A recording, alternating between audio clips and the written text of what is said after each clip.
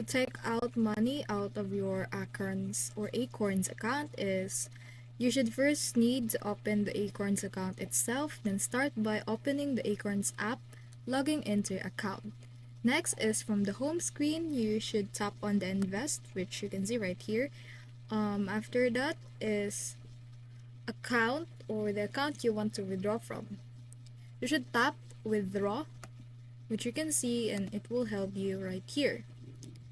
After that is you need to enter the amount of how much money you want to take out and make sure it's available and it's not invested.